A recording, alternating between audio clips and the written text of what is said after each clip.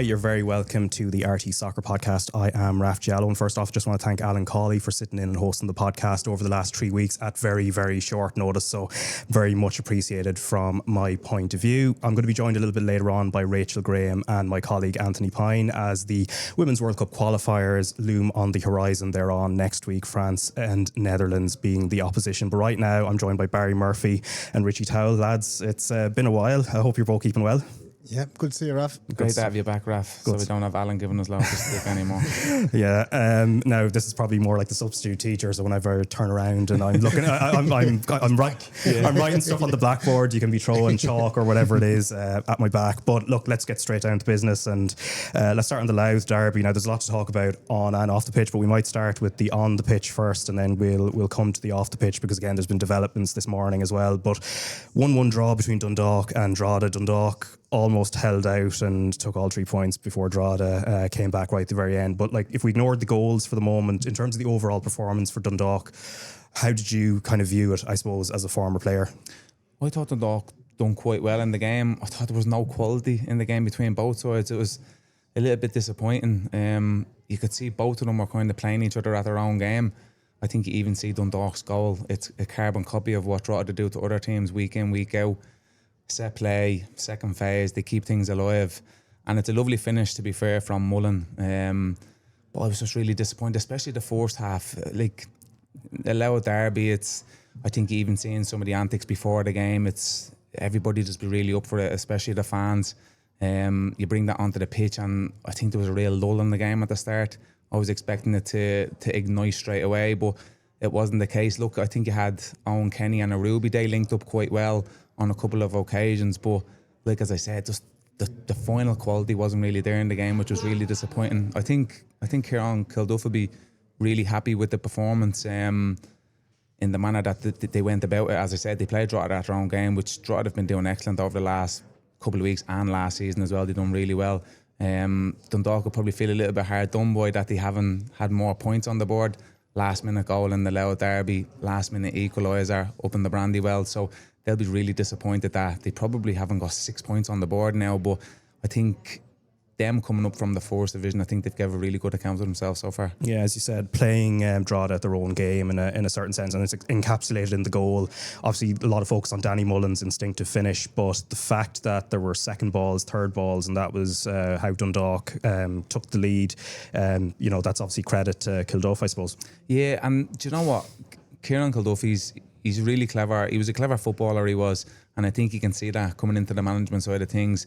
I think he's very realistic. I think he realises the squad that he has, and that's not to be disrespectful. But they're not going to be a team that are playing out from the back, playing through the towards. They're going to be very pragmatic. They're going to try and get the ball out wide to the likes of Darrell Horgan, get balls into the box. I think you see Owen Kenny and Aruby, they linked up quite well, and they are a bit of a threat going forward. They are. They're going to rely heavily on long throws, set plays, wide free kicks as well, just for this year, similar to the way Drogheda have been over the last probably year or two. But as I said, Kieran he'd be really, really happy with not just the two results. I think he'd actually probably be a little bit disappointed with the two results, but he'd be really happy with both performances over the first 2 weeks. Yeah, and then Drogheda, Barry, when you look at the chances they had, Thomas Alua had a couple of chances, but overall Dundalk had the better of the game. The equaliser though, and obviously they were able to dig something out, and I think there's an interesting point here from the goalkeeper's point of view in terms of Conor Kearns and the momentum he has in terms of his positioning, but then where does the blame lie in terms of that goal from your point of view? He's going to pick up for the goalkeepers. No, I'm not at all. No, I think he's not at fault for it, but I think he could do better for it. And it's something you probably see in training games or shooting sessions where a centre half would lay it off to a winger and bowl towards the Keely box. done brilliant. Yeah, but it never happens in the game usually where you have a free run at the box, and as like for Kieran's point of view, you're probably thinking, can somebody get a block on him before he gets into the box? Can Rob Cornwall step across him? Young Vinnie Leonard, can he step across him? Can Conor Kearns be a little bit more out? Can he get a bit of a run on it? Like you've got a 6'5" centre half with a run on you. He's got every chance of knocking it out of your hands, and he gets there before Conor Kearns for me. So there's nothing wrong with it from my point of view. Can Conor get the knee up a little bit, maybe get it into Josh Keely before the ball comes in? I think he's tried to catch it. Probably should try and get a fist on it, get it out there. But perfectly good goal. See, just to touch on that, Raf, I think last year Dundalk would have got away with that, with a big centre half striding out from the back, and there probably wouldn't have been much trouble after he plays the pass off. Like as Barry says, he probably would have stepped back into position. But up in the top division, especially the likes of Keeley, who's a real threat in the box, you've got to nip that ass source you do.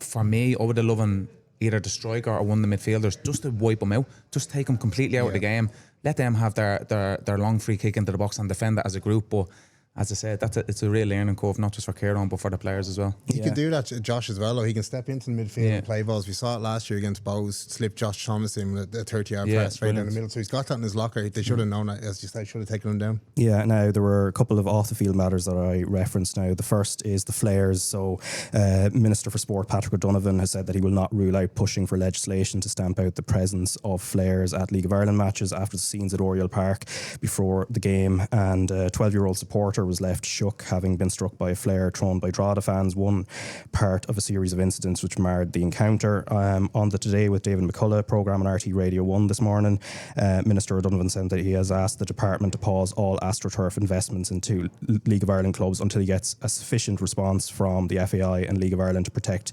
innocent patrons and the government's investment. Let's just have a listen to him right now. The government had given €500,000 of an investment to Oriel Park following a sports capital grant application, and it had only been opened, I suppose, less than 20 minutes from the formal opening ceremony, and the next thing, it was on fire, and it was gougerism and thuggery at its worst form. Where people obviously came to the match armed with flares, armed with missiles, to cause criminal damage, and in the process, as you said there a while ago, a young child got injured, got burnt, and the pitch got very significant damage caused it. So, not a great night had by all. It was a disgrace, actually, to be quite honest about it. No, I mean, you're sitting there and you're looking at what's unfolding. Taxpayers' money being wasted. Well, taxpayers' money literally going up in smoke. And I've spoken to the FAI and the league about it. And I've spoken to my own department. We're not going to be doing this a second time, to be quite honest about it. I've asked the department to pause all AstroTurf investments into League of Ireland clubs until I get what I would see is a sufficient response from the FAI and the League of Ireland to not only to protect our investment, but to protect innocent patrons as well, because this was reckless endangerment as well as criminal damage. And I know that there was also issues at the railway station in Dundalk. It's not their first time, and I doubt it if it'll be their last time. So I've asked the League of Ireland to come back to me with proposals, and I've also looked for a meeting with the Minister for Justice, because this sort of thuggery and hooliganism can't be tolerated. Whether there was a government investment here or not is irrelevant. I mean, most people would find it absolutely bizarre that you go to a match where the fire brigade are on standby. You might have St. John's ambulance to protect players, but you wouldn't, or the Order of Malta, but to actually have the fire brigade. Now, if it wasn't for the fire brigade, the pitch probably would have gone up completely. And the pitch designers and the people who installed the pitch were there. Everybody was disgusted, and I know that there's evaluation being done today. But one thing is for certain anyway, I won't be paying for the damage. Okay, that is Minister Patrick O'Donovan, and he was at the game, so that's that context as well, and also the context, it was a new pitch as well. And Richie, this issue of flares, it's not new, it's been kind of recurring. I feel like every season at some point we do talk about it. Yeah, they just need to ban them completely. Anybody that gets caught with them, they need to not be welcome at any more football matches. I was looking at the game on telly and I couldn't believe what I was seeing. Even when they managed to get all the fires out, the damage it done to the pitch was horrendous. It was, as the Minister said, it's a brand new pitch and it looked amazing. It did, especially under the new floodlights. It looked incredible. It was live on television, and you're thinking, this is a great spectacle now to go out to the nation. It is. And then look, it's not everybody, it's not, but you do have them select few that want to ruin it for everyone else, which is so unfair. I don't agree with him as well, saying that there won't be any more grants handed out until this is sorted. I think it's really, really hard to, I suppose, clamp down on any individual that wants to bring in a flare. Like, realistically, I don't think any football club would want them at the games. I know even as a player, when the flares used to come on the pitch or be lit in Tala Stadium, I used to have to walk all the way over into the corner as far away from it as I could possible. And I know all the lads, it used to hinder the start of the game, and like that, you're pumped up for the game. You want to get into a flow state, you do, and then the game's getting held off for probably 3 or 4 minutes till the smoke clears, till they get rid of the flares. I think first and foremost, they just need to ban the flares. Secondly, if you do get caught with a flare, you're not welcome back at the stadium ever again. That's probably one of the ways they can clamp down on this. Yeah, as Richie said there, even for players like someone with asthma, that's an issue. Goalkeepers are kind of almost some of the more vulnerable players on the pitch when this kind of happens, just because you have your back sometimes to where a flare may be thrown. I think I remember years ago in a Champions League game, Dida was the famous example where it was thrown and sort of hit him in the back of the head. But your own, I suppose, thoughts on it? Yeah, listen, we've seen it down through the years. You saw fireworks down in Waterford as well, things like this. This sort of stuff happens with individuals within the game. I think it's a massive overreaction the way the minister has come out and spoke about that. I think it is a disgraceful thing to happen. The pitch is ruined, but to come out with this idea of collective punishment, where you're basically going to pull funding because some idiots have thrown stuff onto a pitch. We see it happening in the Gaelic grounds. We see it in the stands, people fighting. Is there an idea that you're going to suddenly pull funding for that?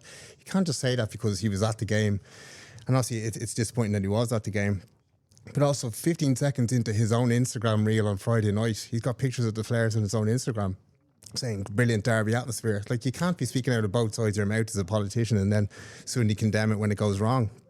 Listen, it's a bad look for the league, it is, and it's huge damage done to the pitch. But this idea that we all should be punished because of a couple of idiots, and you're talking about train stations and fans having fights down there, that's up to the police to go and police that. What can the league do about that? It's away from the grounds.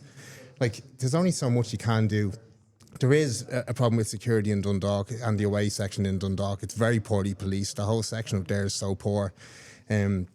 So that the home setup has to take a bit of responsibility for the way that wasn't policed. But obviously, there's idiots in that Drogheda crowd that came up, brought the flares up, and there had been rumblings of it during the week as well that something like this might happen. So security should have been tighter. But they are sneaking flares in. A young lad was hurt during the outcome of it as well, and the pitch is ruined. So it's really poor look for the league, but an overreaction from the minister for me. Yeah, from a governmental point of view, given this is the minister talking, what type of reaction would you have wanted to see from him? He's absolutely right in saying, listen, the policing on it needs to be better. The governance of the whole situation needs to be better. But this idea of punishing everyone is just ridiculous for me. It's an overreaction on live radio from him, especially when you're putting stuff like that up on Instagram as well, and you're reaping the benefits of a great atmosphere, and the flare is literally in the picture in the background. Then the other side of his mouth on a Monday morning, he's condemning it. It's a poor look for me.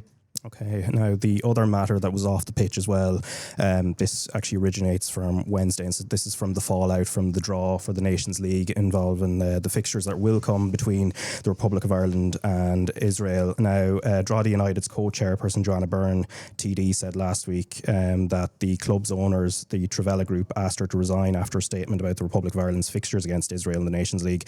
In her view, she is opposed to the FAI's stance that they will participate in the matches, and her role, it's a voluntary position, and she said she will not resign.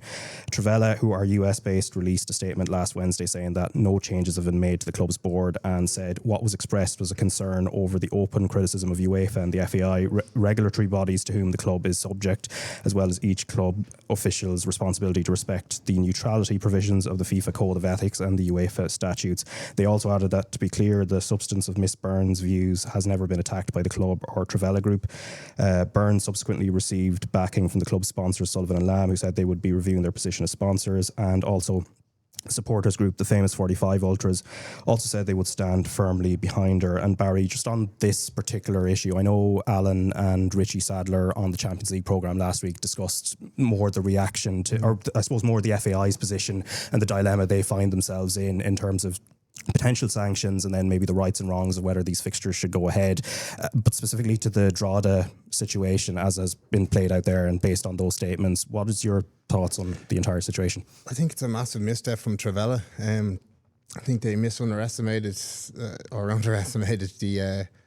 the high esteem she's held up in Drogheda. As you said, she's a volunteer who's done so much for that club, got the governance right, got them up to where they are at the moment in a volunteer role. And you look at her comments, they're in her role as a Sinn Féin spokesperson for sport, totally away from her job as the chairperson. I think the delegates in Drogheda themselves voted in the General Assembly to have this pushed through. Her feelings were away from that, and I think it's a bit kind of hypocritical from Boycott himself, talking about how it wasn't her views on the Israel game. It was more about putting it up to the UEFA and putting it up to the FAI, when it was him himself actually who had to go with them during the summer. Yeah. When they didn't get the European places, he was saying they were using as the example. Basically, it wouldn't happen to a bigger club, and I just think it's like, talking to themselves about UEFA as well, and you have to expect. He was saying in the statement, you must respect the neutrality of the UEFA statutes. They've totally disrespected that themselves. Joanna's every right to call that out in her position with Sinn Féin. It's away from her position as chairperson as Drogheda, and you saw from Sullivan and Lamb what they thought of it. You saw what the players thought of it. What Kevin himself spoke briefly after, said everyone should have a right to their opinion, and you saw what the fans thought of it. So, listen, I think it was a misstep from them, and one they've kind of back into the bushes, I think, about. Yeah, and then the game was broadcast on Virgin, and obviously it's a big derby game, and Kevin Doherty has a lot to think about in terms of even just managing his first team, and then before and after the game. And this is obviously normal that he's getting be asked about it, because he is in essence a club spokesperson in a sense. He's the only one who's going to be put in front of a camera, because the board, they can put out statements, but they're not necessarily in front of cameras before or after games. So what's your thoughts in terms of his I suppose he obviously he gave a kind of he handled it really well. He gave a guarded sort of opinion, but he's been put in a very difficult position. He's put in a horrible position there. He has a good relationship with the Trivela Group, and he obviously has a good relationship with Joanna as well. So for him to be put in that position by the head of the club, the Trivela Group, is absolutely shocking. It is. Everybody's entitled to their own opinion. They're not in this country. They don't really understand what's going on. So for them to throw out a statement like that is absolutely ridiculous. And to be fair, they're throwing Kevin under the bus a little bit, making him having to come out before and after a game and comment on a situation. I'm sure he's coming into one of the biggest games in his season, the first Louth derby in over a year. He wants to solely concentrate on the football, not to have to speak about matters behind the scenes, which has absolutely nothing got to do with him, really. Yeah, and I think it was pretty obvious. He kind of found the whole thing quite difficult. But also Stephen Bradley, Shamrock Rovers manager, he did give his take on Joanna Byrne last Wednesday. So let's just have a quick listen to that. She's every right to have an opinion, and we're in very, very dangerous territory if employers feel that they can censor what their employers speak about. The double-winning manager also said he'd support a boycott of games against Israel. I understand the consequences that could come with that, but some things are bigger than football, and what's going on, genocide is bigger than football, and sometimes you got to make a decision and live with the consequences. Okay, that is Stephen Bradley there, Shamrock Rovers manager now. He, of course, on Friday was taking on St. Pat's, and they got a 2-0 win. And like every other game, there were no goals in the first half, but everything kind of happened in the second half. Michael Noonan, who we've talked about a lot here, Richie, got scored a really well taken goal, and obviously he's been kind of in the news as well in regard to his situation. But he's staying at the club, of course. But the one who a lot of people are talking about based on his performance is Adam Brennan, and this was his debut, and he's probably the signing that hadn't really been talked about, and yet he's the one on everyone's lips this morning. Yeah, he's kind of came in under the radar. I obviously still have a good relationship with a lot of the players, and even the likes of Sean Cavanagh and Ronan Finn, who Finner's on the board, and Sean's gone on the coaching staff. So I've been speaking to a lot of them over the last couple of weeks, and they've been highly impressed with him, how he handles himself on the pitch and how he handles himself off the pitch. He really moves like a footballer, doesn't he? He has that. There's very, very few players in this league, I feel, that have that aura about them when they get the ball. Neil Farrugia had it a little bit. When he got the ball, people kind of sat up a little bit and was expecting him to go and take a player on and create something. And I think it was evident in his performance as well. Every time he got the ball, the fans are kind of looking, thinking, what's he going to do now? And it was brilliant. And it was amazing to see, not just he got an assist for Michael's goal, but he also got his own goal. And I love the type of goal that he got. He's obviously a really technical player that can beat players and get good shots off. But I love that he was in at the back post, ready for a poacher's goal as well. I know the manager there thinks really highly of him as well. And I don't know if he's going to be in this league for too long, Raf. That's probably the most concerning things, especially when you're putting in a performance like that on your debut, first time round in front of a big crowd. Yeah, and almost another assist for Jack Byrne as well. He had a great shot off the post, but it points, Barry, I suppose, to the renewal of the squad. When you look at it, still probably favourites for the league, and yet you look at the sprinkle of young talent that's actually been put through, and they still put in a really good performance against Pats. Yeah, they did, and there wasn't open heart surgery at the end of the season. It was just little tinkering here and there, and as you said, Adam Brennan, that's one of the great League of Ireland debuts. I think I was on commentary for it, and I think the producer texted up with about 10 minutes ago, don't even need to ask for the man of the match. It's like, yeah, he was absolutely phenomenal. But you just look at that position he's playing as well, and Josh Honohan leaving, he was so pivotal to the defensive side of things as well. So he had to put that shift in, and he did it as well. He got up and down that wing when Boyce was there, when Elbazetti came on, and listen, they brought in some real quality, and from what I'm hearing, I think there's another signing coming in today. I think Melissa Asamoah is coming in apparently today, so that's another big signing for them. And just look at the quality they brought off at 60 minutes. Pats have some great chances. Edmondson just before that, 2 big chances, and then you look to the bench. Jack Byrne, Graham Burke, Noonan come off, and 2 minutes later they're 1-0 up, and that's just the quality they have all over. Yeah, were there any green shoots for Pats? I mean, they obviously had those couple of chances. Yeah, I thought that the way they set up that kind of 4-3-2-1, Levy and Nugent just behind Edmondson, it worked. They looked to hit Rovers in the counter attack, and that's all about taking your chances when you get them, and they just didn't do that. Edmondson had a great chance off, a good save from Ev McGinty. Then he had a one-on-one where he just goes to play it around Evan McGinty and it hits the post and goes wide. That goes in. You've got a great chance. Then you'll fall back defensively, and the plan would have worked. But he just felt that more the game came on and the quality introduced, Rovers were going to go into it. But there is green shoots. I think if Mata's in that chance, maybe he puts it away. You're missing Ian Keane, I saw on the pitch warming up beforehand. He was obviously doing the fitness test, didn't pass that. So they've that to come in. They've signed James Brown at right back. Add something good to the squad. They're not that far off, but the problem is now with the Rovers and maybe Derry Bowes to a lesser extent, you're letting them get a run on you, and you can't do that in this league because Pats don't have the quality at the moment to go and close that, so they need to stay within touching distance. Yeah, and Jake Mulroney, Richie, there would be a bit of focus on him given the fact that he's moved across another part of Dublin over the winter. His performance, obviously we haven't seen too much of him in a Rovers shirt yet because of the way the fixtures have lined out in terms of the weather gods, but how did he do? Yeah, do you know what? Jake is a top talent. He's like that again, a really technical player. I'm really, really surprised that Pats allowed him to go from there, especially to Shamrock Rovers. Pats haven't scored a goal in their opening 2 games, and they let someone with his creativity and goal scoring attributes leave the club for free, which is really surprising. I think Jake's move there could be quite similar to what happened with Danny Grant. Danny Grant was obviously at Bowes, and probably didn't hit the heights that he would have liked. Obviously made the switch down to Shamrock Rovers, and I thought he was absolutely incredible last year. When Stephen Force came into Pats, I thought Jake Mulroney was incredible. Everything he done, he looked really sharp. His assists, the goals, absolutely amazing.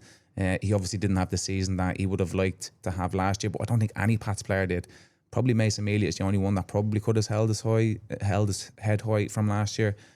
He's obviously made the switch, and I can see a similar trend going from where Danny Grant was to where he went to last year with Jake Mulroney this season. Yeah, and there is a rescheduled game tonight as well. Shamrock Rovers hosting Dundalk in 8 o'clock kickoff at Tallaght Stadium, and then on Friday it's the small matter of the Dublin derby. And Richie, that between Shamrock Rovers and Bowes, we will talk about Bowes' performance up in Derry, but the midfield battle is going to be fascinating. Yeah, it's going to be a really good one. It is. Obviously Shamrock Rovers midfield, they're excellent there. You obviously have Matt Healy, Dylan Watts.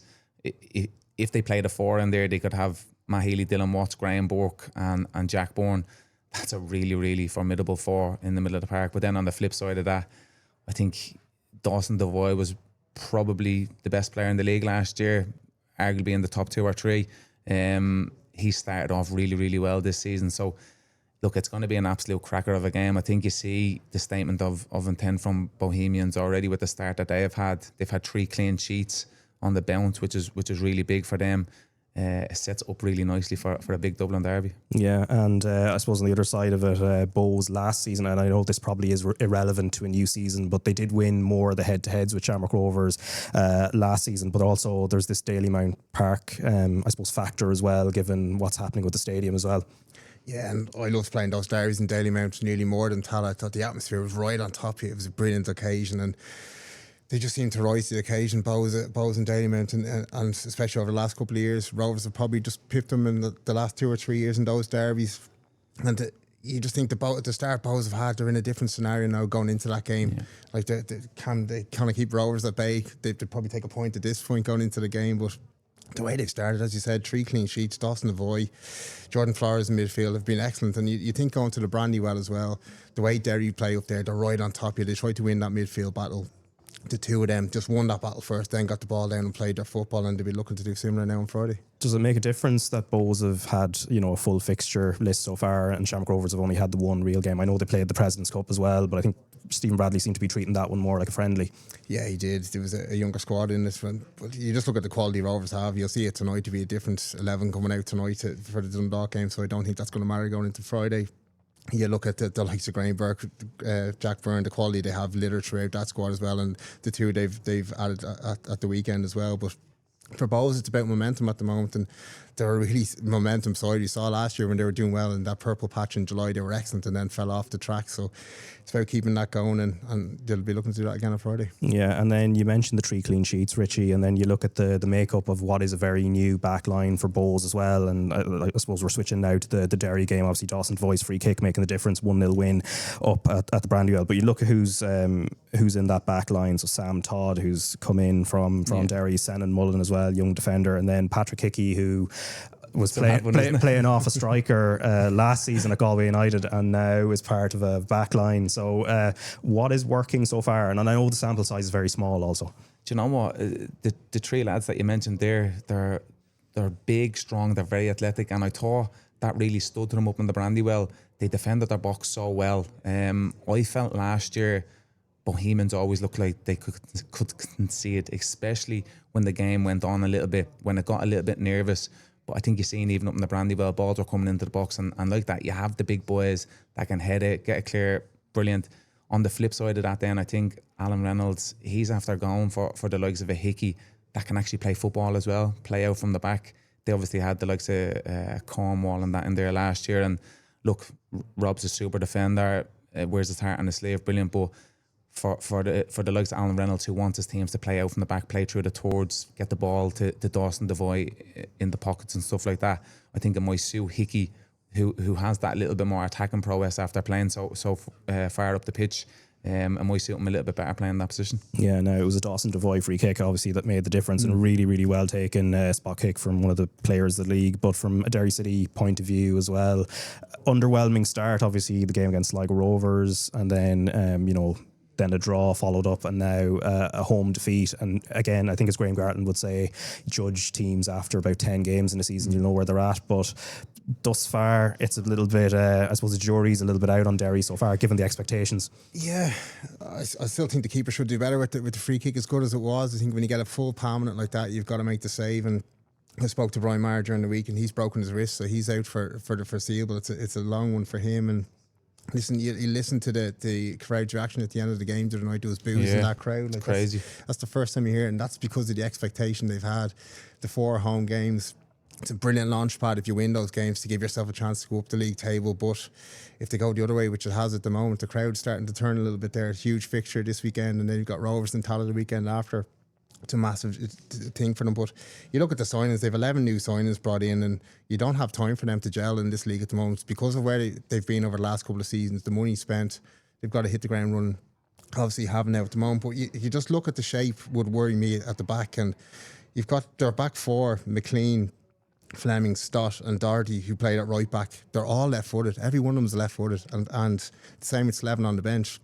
Total imbalance in their full back line. And you look at I think they're looking to bring Barry Cotter in at right back. That looks like it's going to get over the line. He'll make a massive difference to them, but they just lacked pace. Players playing out of position. You see James McLean, it's not working in there at the moment for him.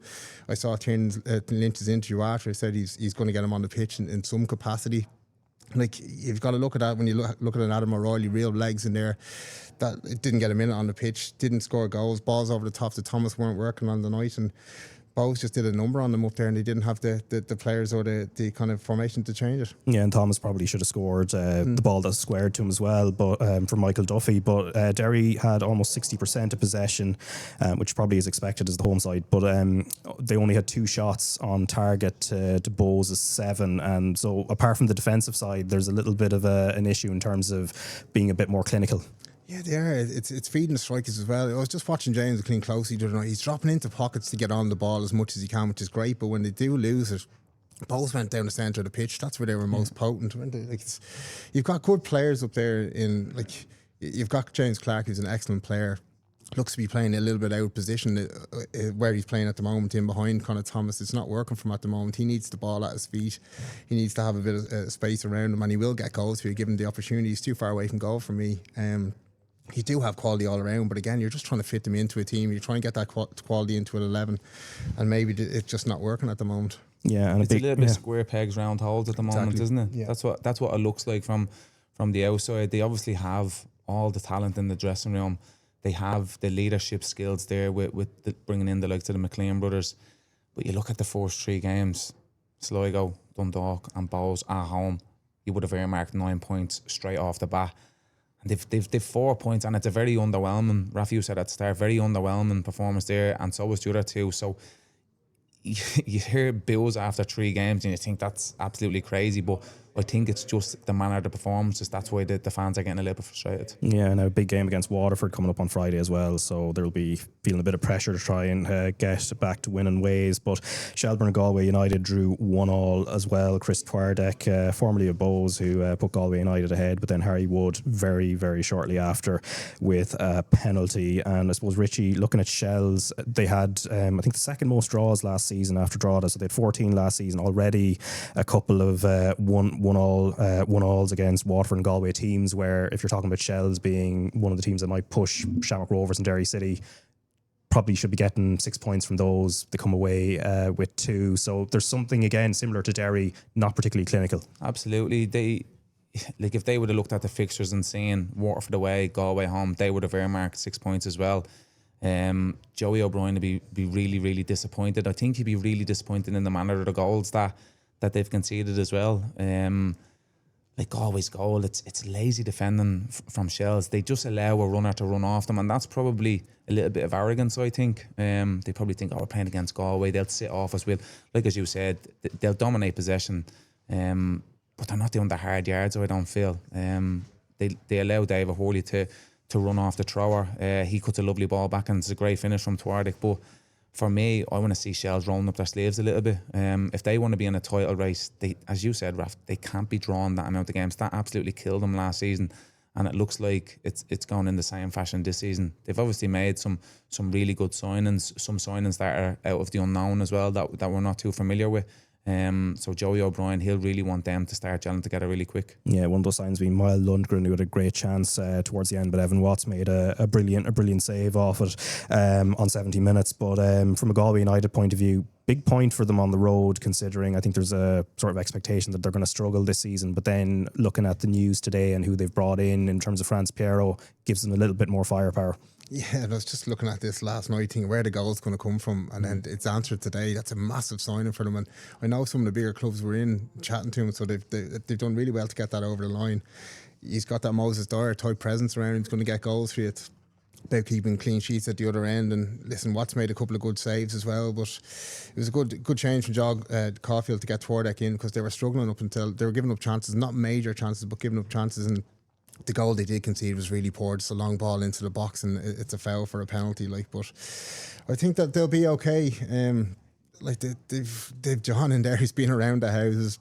They've got a good spine going through that team. You've got Watts, who's another year under his belt. David Hurley, you've got some good players in there, and I think Fiero's goals will hopefully get them out of it. Yeah, speaking of penalties as well, so in the Waterford-Sligo Rovers game, it did end 0-0. It was the only one to end that way, but the Gareth McEnroy foul on Wallace, which was off the ball and spotted by the assistant. What did you make of it? Because there were some indications that maybe it was a little bit on the harsh side. Yeah, I didn't think much of it at all. I didn't think it was a penalty.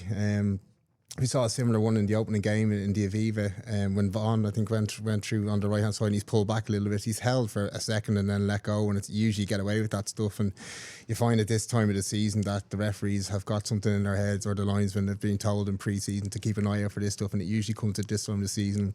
Maybe he's seen something, but I think Dutch is probably done for poor Cameron missing the penalty. Yeah, smacked that one off the crossbar, but which did result in Sligo Rovers getting a clean sheet, Richie, and given what happened the previous week, probably just what they needed. Yeah, look, I think if somebody had to say to John Russell after their last performance that they were going to go away from home and keep a clean sheet, he would have snapped your hand off, to be honest, Raf. To go away from home against a Waterford team who have got an attacking threat. They have some really, really top players at the top end of the pitch. As we said, the likes of Padraig Ammons, they have Conan Noonan who has that creativity. So for Sligo to go away from home, keep a clean sheet, John Russell would be delighted with that. I know in possession they were really sloppy and probably a bit tentative, which is understandably so after getting hammered by Bohs the week before. So hopefully that builds a little bit more confidence back within the squad, and hopefully they can kick on a little bit, because I think John Russell's doing a really good job there. Yeah, we'll talk about the first division very shortly, but first just a reminder, Real Madrid versus Benfica, second leg of the Champions League, live on RT2 and the RT Player on Wednesday at 7:30. Obviously that game, the first leg, was there was a bit of controversy, which I'm sure will be discussed in the build up to the kick-off, which will be 8 o'clock. So again, RT2 and the RT Player. And the first division, Shawnee Maguire got off the mark for the season with a brace for Cork City, and also Hans and Pongo and Rory Keating got the others as the automatic promotion favourites, brought Wexford back down to earth with a 4-1 win. Some focus on a youngster, 16-year-old Cillian Murphy, no relation to the Oscar winner of the same name as far as I know, who won the early penalty. But again, this is a division also where there's a lot of young talent that tends to thrive, and that's similar then in the Bray Wanderers game, where young Billy O'Neill, who was unfortunate probably to miss out on the under-17 World Cup squad, but he won the game for Bray at Treaty United with a lovely header. And then Conor Chorish as well got a goal, which was the pick of the bunch, as Finn Harps beat visitors UCD 2-1 in Ballybuffet. Another teenager, Galway United loanee Killian Tollett scored from a tight angle to give Athlone a 1-0 win at Kerry, and that's 2 from 2 for a club, 2 wins from 2 for a club that was cut adrift at the bottom last season. So I suppose fair play to Ian Ryan and his players.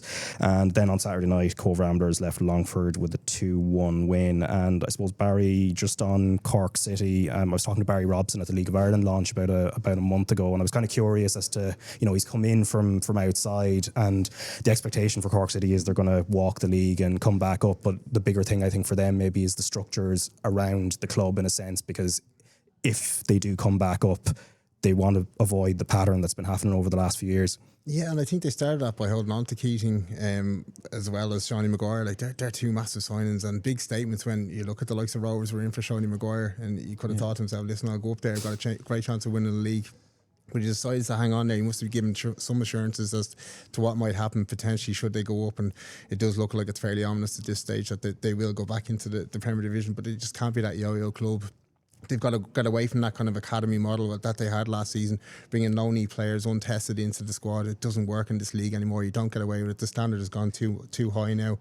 So it's a hard one for them, because you've got to go and win this division, and you've got to pay accordingly First Division players, First Division wages, but you've got to also have one eye on the Premier Division as well. So come June, July, you nearly have to be looking at building your squad then, so I'm sure they will be. Yeah, and we saw it with Dundalk last season, that you don't necessarily walk it, because they didn't exactly run away with it towards the end. Cove Ramblers were still hanging on to their coattails for quite a while. But I think it's really important, Raf, the appointments that get made from the top right down. Bringing in a manager like Barry Robson, he was at Celtic when I was there as a kid, and Barry's an absolute winner. He is. He has a really, really high work ethic, and as I said, he's a winner, similar to what Dundalk had. Kieran Kilduff, really high work ethic, and Kieran's a winner as well. So I think when teams go down, obviously they are the favourites, especially when you have players like Rudy Keating and Shawnee Maguire. To hold on to them was a massive plus, it was. But I think the managerial appointment was really important, and I think they got a spot on. Yeah, I think I was watching this at Celtic Aberdeen around Christmas time or so, and he was on doing punditry with the two Chris's, Chris Sutton and Chris Boyd, and the two of them are bickering. And I just thought, I did ask him. He played for both, I did ask him at the launch, maybe was it a case of, do you just want to get away from them? But he did insist greatly that they're two very good lads, and it was certainly not anything to do why he's gone into exile here in Ireland to join Cork City. But before we go, just we're coming up to March, so there's one thing on the horizon then, which is going to be the World Cup playoff in Prague. And just wanted to talk about the goalkeeping situation a little bit. We'll probably go position by position over the next few weeks, but just on the goalkeepers, and obviously you're here. Bazunu's out injured. Obviously, Caoimhín Kelleher is the undisputed number one, so fingers crossed. I think that he's fully fit. Mark Travers isn't really getting game time. We've seen Leary go to West Brom, and again, they're struggling as a club. I think he made an error in one of his very early games as well. Do you have any sort of concerns at the moment? Obviously, if Kelleher's fit, not too much to worry about, but it has been seen as an area of strength. But is it as strong as as it looks? Yeah, and it's something Hamer hasn't really been known to change in the goalkeeping department. He has his three usually, with maybe a change here or there, depending on injury. But listen, Kelleher's not missed a minute, so fingers crossed that he'll keep his form and his injury free going into those games. And he's been sensational as well, hasn't he? He's made such a difference, and it's a big one going out as a number one as well. It's totally different to being a number two, coming in and playing a couple of games and doing well. So he's been phenomenal. But as you said with Gavin, he was kind of chopping and changing with Alex McCarthy and Peretz as well at Southampton. He hasn't found that kind of consistency of form or of health as of late. And he's a young lad. It's a thigh injury at the moment. He looks like he'll be back in the first week in March, so he might be in that squad. We'll see how that works out. But same with Max O'Leary as well. Came back from an ankle surgery in August, and as you said, it was a strain because he was playing for Bristol, and then kind of just around Christmas time missed 2 games. Obviously, with an eye to his move to West Brom, he's come in and had 2 clean sheets, but as you said, there was an error in one of those games as well, so a bit inconsistent. And you just look at Josh Keeley. I think he's come so far from when I saw him at Pats in 21. He was a kid that wasn't getting any game time. He was a big lad, had real potential, but I was kind of brought back out of retirement to cover for Vitas Yaros at the time, because I was seeing that Josh maybe wasn't ready to step in. But his transition in the last 5 years has been absolutely incredible. And you look now, 11 clean sheets, 6 points off the playoff spots with Luton as well. So listen, he's done really well. So if he is called up, he'll be more than ready. But fingers crossed, Caoimhín's ready to go in March. Yeah, very much so. I think based on his recent form as well, he has been brilliant, hasn't he? He's incredible. He is. When there was talk of him leaving Liverpool, this is not to be disrespectful to Brentford, who are doing absolutely incredible. Hindsight is a great thing, but I was really surprised that one of the bigger boys didn't come in from the likes of a Newcastle and Aston Villa, like a really big club that was aspirations of Europa League, Champions League. I was really surprised that they didn't come in from. That's how highly I think of Caoimhín. So fingers crossed that he stays fit. If he stays fit, we should be good. Right. If him and Troy Parra stay fit, we should be good. Both ends, we're all right. It's the middle we'd worry about. Yeah, we're going to stick to the international team. I'll be joined by Rachel Graham and Anthony Pyne after the break. But for now, Barry Murphy and Richie Towell, thanks very much for your time. Cheers, Raf. All right, you're very welcome back to the RTÉ Soccer Podcast. I'm now joined by Rachel Graham and my colleague Anthony Pyne. I hope you're both keeping well. Welcome. Welcome back to you as well, Raf. Thank you. Yeah, Thank you. Good to see you back. Yeah, good stuff. Now, obviously, this is sort of like the starting gun for the women's season in a sense. Obviously, domestically, things are still to come. And how has pre-season been for yourself? I was talking to Pearl at the launch just about a month ago, and obviously she seems to be relishing this sort of next season that's coming up with Shelbourne. Yeah, and look, I think as you get older as well, you kind of appreciate it more that, there's not many more of these to come, possibly your last one. So I think you always kind of appreciate a little bit more. But I was only saying to Anthony there, it's just the weather. It's been lashing rain every single night. We've been soaked to the bone. So, the running and the hard stuff, you always get through that. But the weather, we've been absolutely soaked. I think it hasn't rained twice in the last 4 or 5 weeks. So, look, that side is really tough. But look, we're kind of seeing the last little stretch now. And we have, say, P-Mount this weekend, and then we've President's Cup next weekend. So, starting to get a bit more excited now, feel more real that it's getting to the start now. Yeah, and as I kind of mentioned before the break, March means international football, both for the men's and women's. Obviously the World Cup playoff for the men's, but the women's started this World Cup qualifying campaign, France and the Netherlands to come. And you were at the squad announcement last week, so what was the general, I suppose, lay of the land that Carla was discussing? Yeah, no great shocks in terms of personnel. I mean, just chatting to Rachel before we came on air, the big talking point is probably the fact that there are... It's almost as you were in terms of the players who've been brought in, but Ruesha Littlejohn in particular, just because she has so few club minutes at Crystal Palace. She said she had a lengthy ban over Christmas as well. But Carla Ward spoke about that. I think it's a case of sort of trusting in players who've done it for her before. You know, Ruesha has 90 odd caps at this stage. She's a track record of performing in big games, and these are massive games. They're really, really tough games. France and the Netherlands back to back. When you're talking about two of the top teams in the world, it's going to be very difficult. I mean, I'm sure I think you'll probably touch on the age profile of the squad. I think there's 11 of the 23 players squad are in the 30s. Yeah. And only 3 or 4, I think. 4 under the age of 25. Under 25. Yeah. So, you know, in terms of looking long term beyond this campaign, that's an issue. But I think she's right. She's in the win now mindset. She's here to get Ireland to World Cup, and she's leaning into experience to try and do it. And she also was very open about the fact that they're targeting 3rd place in this group. There's only 4 teams in it: France, Ireland, the Dutch, and Poland. She wants to finish above Poland, and that's not insignificant because, at first, it keeps you in League A of the next Nations League, so you get to still compete against the top countries. Secondly, it helps your seeding for the playoffs. Ireland are guaranteed a place in the playoffs no matter what because they got promoted to League A, and that's why they're up among the big guns, the Dutch and the French. So it's an exciting campaign. It will be hard for Ireland, but it'll be very interesting to see how they go about this, Raf, and to see what sort of lessons that the group learned from the last time that they were up in the top tier. Yeah, and we'll obviously preview those games next Monday. So that first game against France, 3rd of March, Towell Stadium, you're going to be there, obviously, and then the Utrecht game then on the Saturday as well. But just going back to Ruesha Littlejohn, that seems to be, as Anthony has pointed out, maybe the one sort of talking point as to whether she should be in based on game time. Obviously, it's balanced out by her know-how and experience, though. Yeah, and I think, like Anthony was saying, that's what Carla weighs up.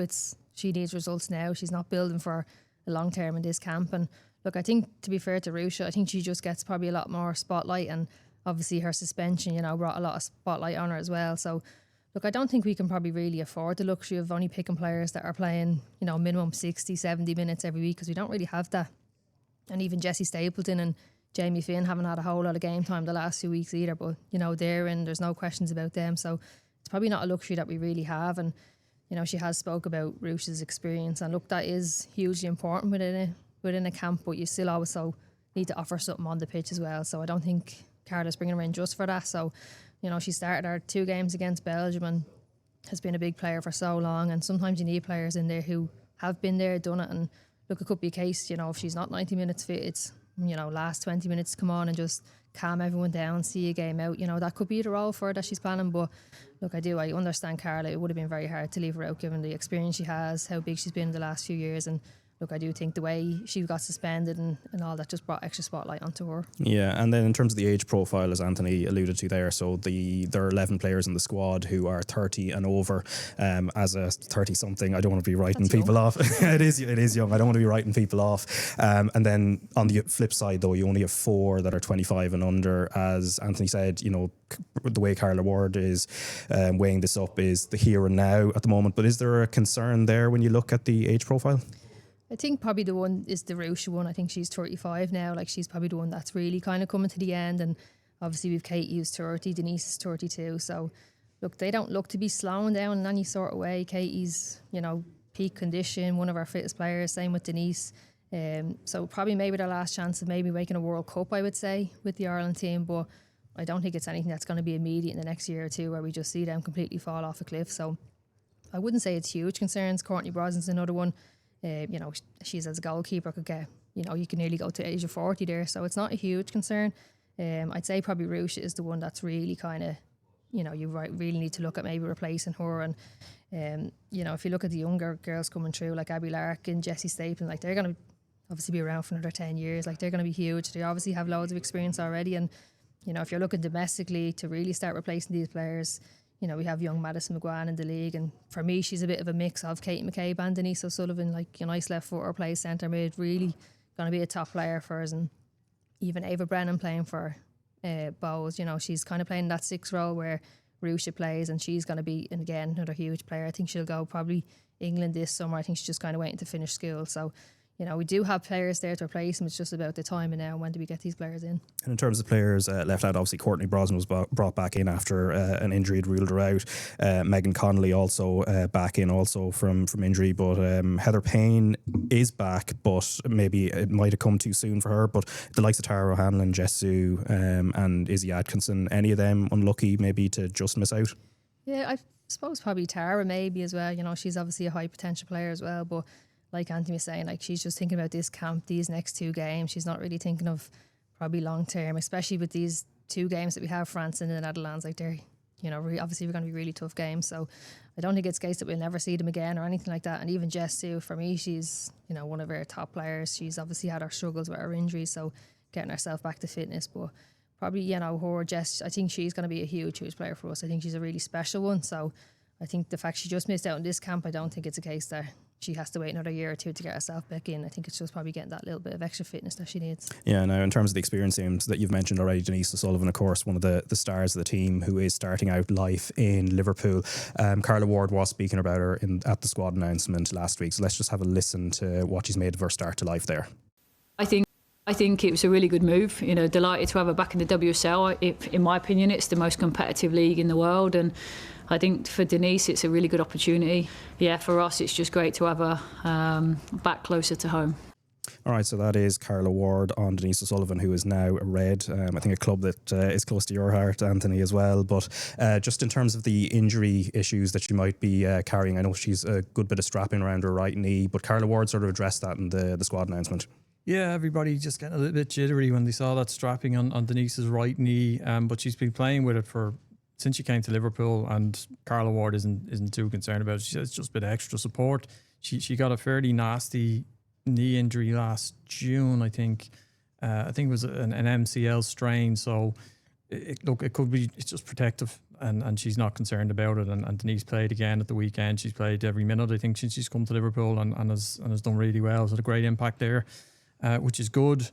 And then beyond that, as you touched on, the likes of Heather Pyne missing out maybe just a little. She's been out since October. Izzy injured, Jess Sue just not quite there yet. And she did talk quite a bit about Lily Agg, who's had a terrible year. She's been out for over a year with an ACL, and in the process of recovering from the ACL, before she had her surgery, they detected a mole, which was melanoma. So she's had a really tough time, but there seems to be every intention to get her back into the fold as soon as possible. So again, she's not shying away from leaning into that experience. She said it, I want to get her back in. Maybe the next camp we'll see her for the double header against Poland.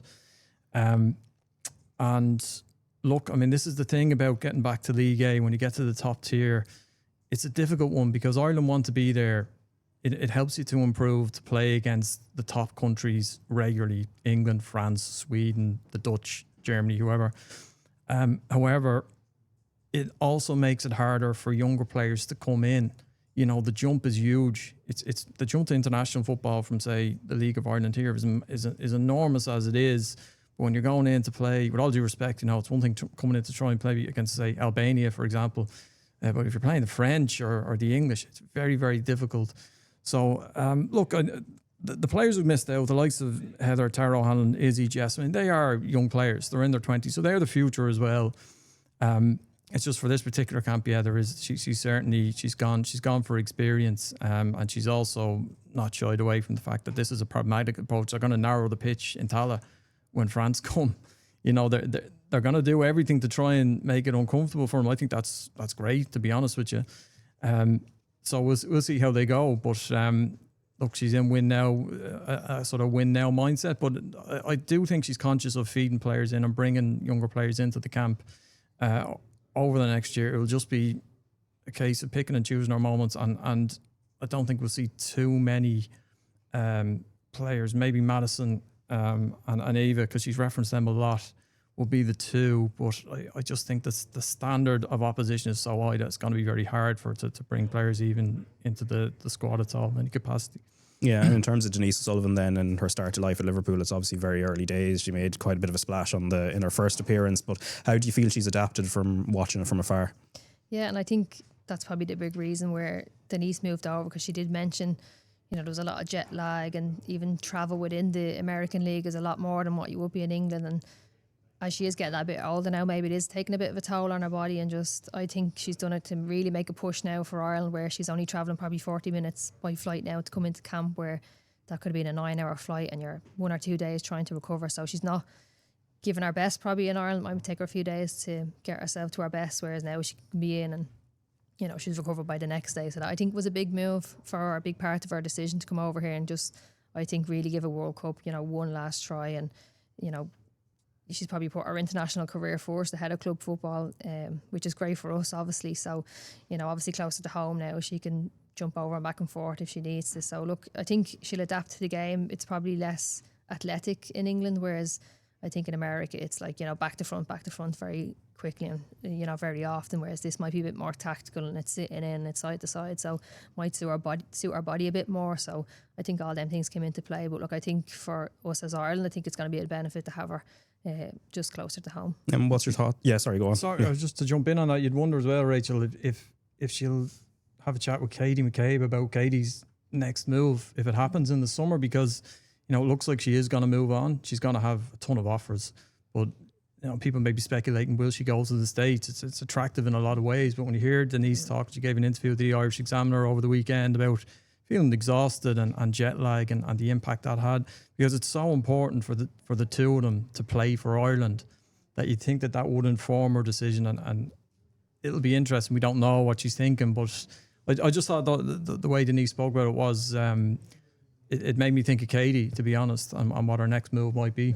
Yeah, it'll be an interesting one. Obviously, with her, like, she's been a stalwart at Arsenal for a long time, but it looks like at the end of this season she will move on. Like, what are your sort of thoughts around it? Yeah, I think, like, similar to Anthony, I kind of thought, God, she might fancy a trip to America, you know, live up over there, but, you know, she still has a lot to give to Ireland and a club, so I don't know if she'll make that big of a move. It is a lot of travelling, like, logistically it'll be a lot harder for her coming in and out of camp, so I'm not sure if that's the one going to be for her. And look, she's 30 now, it's probably the last chance for her to make, you know, a big career move where she can go and play at a top club. So does she try go somewhere in Europe, maybe somewhere in France or Spain or something like that, to really get that, you know, experience of life? Because, you know, you can't play football forever, so this is probably her last chance. And the other side, does she, you know, she just built her own home in London, so does she want to move away from there? I did hear a rumour that was possibly London City Lionesses. They've obviously invested a lot in players and they've brought in big players, big names already, so potentially she looking at that, you know, she might get a big kind of great contract the last couple of years, you know,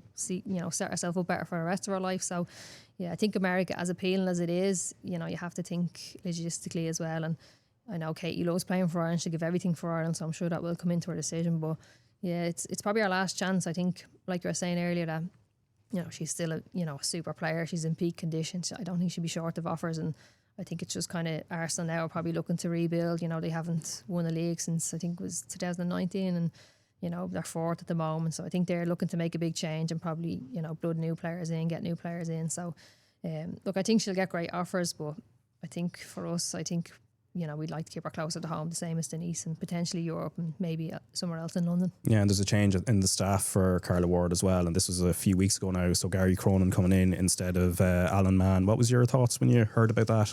Yeah, look, to be honest, I don't know Gary any personally or anything like that. just given a lot of his experiences in the men's game, although some of the assistants have sort of had the same sort of experience as well. Yeah, look, I wouldn't be too bogged down, and he's, you know, been in the men's side of the game. It's, you know, it's still coaching that way as well, but probably I think what you might find hard is it's different from club to country, where you have your players 4 or 5 times a week. You have a week to work on maybe one thing that you want to fix from the week before, and you're coming into a camp now and different conditions where players are coming in. They're all at different stages of a season. They're all playing at different levels.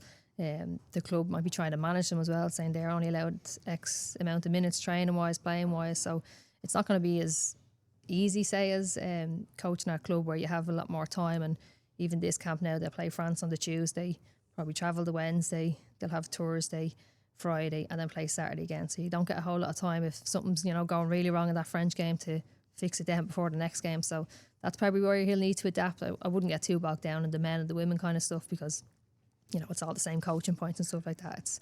It's just about managing the time now for him. Yeah, and it was interesting, just I think from the squad announcement when that was addressed by Carla Ward, 200 applications or something, or more than actually, and yeah, but only a certain, like about a tenth of those are home based. That's right. Over 200 applications, and about 20 Ireland based, but look, she was effusive in her praise for him. She said it was an extremely thorough process and a particular process. They've lost a really good assistant in Alan Mahan, and Colin Healy before him was extremely popular. So it's a very important position to go in there now. It's a fairly, you're talking about the squad, but also you still have Amber Whiteley there.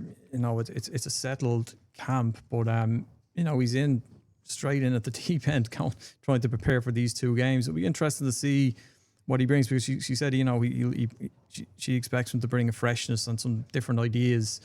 How that actually transmits, we'll wait and see, because she did reference when they were played in Marbella before Christmas, and that behind closed doors against game against Hungary, that they tried an out of possession tactic that didn't work. Whatever it was, didn't work. So it's been be interesting to know exactly what that was, but it sounds like Carla Ward knows exactly what she's going to do against France and the Netherlands. I would say fairly similar to the Belgium setup, maybe a little bit deeper, but you know, mid-block, low-block approach, try and hurt them on the counter. But even if Gary Cronin comes in and has like a different set piece idea up his sleeve, something, just anything like that might just give them that 1% chance to nick a goal and see can they get something out of these two games, because that has to be the ambition, you know. To target progress and to try and come third, they got to be looking to get something, particularly at home, and particularly bringing the French to Towell, which was her decision. She drove for that. The France game, when the fixtures came out, we anticipated that game would be in the Aviva. She didn't want it in the Aviva. She wanted it in Towell, where they can narrow the pitch. Maybe it's not quite as comfortable and nice for them to come and play. So yeah, we're all looking forward to it, and we'll see if Ireland can do something, which would be massive if they could. Yeah, now before we go, obviously we started on your pre-season, but also what's been happening as usual with any season. There's a lot of transfers and a good few eye-catching ones ahead of the new season, which is obviously still a couple of weeks away. Yeah, I think for me personally, obviously I've been there from the start, and this was the first year where, you know, transfers were getting a lot of attention. And so, like, I've obviously been there from the start, and, you know, there was no budgets, there was no professional contracts. So, you know, you could have 30 players if you wanted. It was the same as having 18 players. It didn't cost any more money. And, you know, my experience would be players have only left when they wanted to kind of leave, and maybe they weren't getting enough game time. They thought they could go somewhere else, but it was usually like a player's decision. So this was really tough. And obviously we've had kind of high profile players leave. And I think the biggest one for us was, you know, seeing Noelle Murray being kind of released. And even for me personally, like, she's one of my best friends. I've played with her pretty much my whole League of Ireland career. So, you know, it was a big shock for me. I just really didn't see it coming. And look, I think that's just the way it's going now. It's, you know, budgets involved, there's professional contracts involved. And, you know, that's where Sean felt now this was the best chance for me to go and win a league. And, you know, he had to, unfortunately, make some really hard decisions. But, yeah, look, it was a bit of a mad one for us. It's just not something that I've ever come from, but I remember even Kate Mooney at the time was saying, you know, she had played in professional in Scotland. She's like, this is just every year over there, professionalism. It's just that we're not really used to seeing it. So, look, it was obviously really tough for me to see one of my best friends go. You go from seeing her 4 times a week to now maybe once every 2 or 3 weeks. So, look, that was obviously a big shock. And, you know, we obviously lost Rowan McLaughlin as well, Amanda McQuillan. Like, they were all kind of big players for us, big characters. So it has been a bit of an adjustment. But look, we've got great players in. We've got Maggie Pearce back in the league, and, you know, Maggie, when she was here before, was, you know, for me, one of the best players in the league. And look, she's come back in. It's been seamless. It's kind of like she never left. But even for her, obviously, she's a great signing for us. But I think in terms of the league, you know, Maggie left us and went to play professional in America. And after 1 year, she said, actually, no, I prefer playing in the League of Ireland. So, look, that's obviously a huge signing for us. But I think for the league in a whole, it just shows how appealing it is to actually play here. And sometimes the grass is not always green on the other side. And you'll probably see that now in Dana Sheriff as well, coming back to at loan. Obviously, they've lost Kelly Brady, who was, you know, a huge player, like, you know, golden boot, all that. And look, I think Dana Sheriff is, you know, every bit as good as Kelly Brady, so I don't think they'll miss her too much. But again, went away to America, went and played in Europe, and is now back in the league. So I think it's really appealing and showing, you know, how great the league is, and players are going and actually coming back. So look, they're probably the big ones. Obviously, Ellen Malloy is now signed for Rovers as well. That was another kind of high profile one. And look, obviously Ellen gets a lot of attention. She's one of the best players in the league, and every transfer window, every off season, she gets a lot of attention. And I think there was one stage she was going to at loan, that obviously fell through. And then, it was announced that she had re-signed for Wexford. So I think it was like a week later or something like that. It was then that she was, I was talking to James O'Callaghan at the launch actually just about that and just how long that process had been going on. It did seem to be a couple of weeks before, but obviously there was a sense that she was going to stay at Wexford, as you say. But then suddenly, like I think it was exactly a week later, then there's an announcement picture with her there at Shamrock Rovers, and it was like, what happened there? Yeah, exactly. And look, sometimes as a player, you just have to do what's best for you. And I don't know if Rovers came in and offered her a much better deal. And I know she's in college. I think this might suit her better for college. So look, I don't think you can question, her loyalty or anything like that to Wexford. She's given so much to Wexford and has been probably their best player for the last number of years. So sometimes as a player, it's just, time to move on. And that's probably what it was as well, a new challenge. And I wouldn't, begrudge her for, moving on from Wexford and possibly getting herself a better deal. So I know she's moving away to America at some stage and they won't have her for a full season, but I think even if you had her for half the season, she's that difference maker in the game where she can get you a goal out of nothing or create a goal out of nothing. So I think she's been a huge sign for Rovers, and I think they're probably the big, high profile ones that seem to get a lot of attention. But even for me, from the start of the league coming through now, like the fact they're even getting attention is huge and there's eyes on the league, whereas before players would have left and gone and no one would have known until the first game of the season. So although it's been hard and players get attached to players and players get attached to clubs, I just think that side of the game is coming in now where it's so cutthroat, it's ruthless, there's budgets involved, there's pressures on managers now that they're just going to do whatever they feel is best. And look, unfortunately it's hard, and I'm kind of glad that I was never really through all that. I'm obviously come to the end now, so to see that cut side of throat things coming through was really hard. Yeah, and obviously the new pathways as well when it comes to the development league, something we spoke about on this podcast last season in terms of it being launched. It is now sort of underway. Yeah, it's up and running, and it's there's some new clubs involved. I mean, some of the chatting to Rachel just before we started to record, the likes of Bowls, Shells, Peamount, Galway, Sligo Rovers, Shamrock Rovers, they've all entered under 23s teams, but there's new clubs like CK United from Kilkenny, Kerry, Cove Ramblers. I've entered it, so it's an opportunity to keep players playing that might just fall through the cracks because it's so competitive to try and break through, particularly that sort of 18 to 22, 23 age bracket. So yeah, look, hopefully it's anything like this is good, Raf. Like that. I think internationally we need a bridge, an under 23 side. Realistically, it's not going to happen anytime soon because the resources aren't there. But domestically, something like this, it can help to nurture the league that a little bit more. The new clubs go into the FAI Cup as well, so that will be an expanded tournament. And as I said, it's a positive step, but this stuff takes time and will require time to bed in and grow, hopefully in the next sort of 5 to 10 years. Yeah, I suppose a final point, Rachel, like the impact of that development league will be felt in the longer term, but is there already a sense of influence within Shells that you can kind of feel in terms of those players, that those sort of age grades getting opportunities? Yeah, and look, we'd have a few players, say, who would have been, say, under 19s last year, and they're at that 19, 20-year-old, and they're just not really ready yet to step up to senior, but if it wasn't for this league, they'd have to go off and probably just play, in the local leagues, and you kind of lose them. So sometimes players need an extra year or two to develop, and they come up and train with us, and they start getting up to speed, they start developing physically and stuff like that. So it's huge. But I was saying, the potential for this league is to have a relegation and promotion in the next couple of years. So if that could be brought in, it'd be brilliant, because I think as you get towards the end of our season and teams who are we're not going to win the league, don't really have a lot to play for, and say last year, say it was ourselves, not Lown, going for a league, and we know at Lown are going down to play second from bottom team, and they've nothing to fight for. At Lown will just go down and win easy enough, whereas now if a team is fighting not to be relegated, it makes every game a bit more competitive, and you kind of see games kind of fizzle out towards the end of the season, where if that is brought in, I think that will bring that out of it. And then obviously the chance of being promoted into the league is huge for teams as well. So I just think overall it'll make it more competitive from start to finish. All right, we'll see how that develops. But Rachel and Anthony, thanks very much for your time. We're going to be back next Monday, where we're going to preview the France and Netherlands games in more detail, and also we'll be talking about the Bowes Rovers derby. But for now, slán go fóill.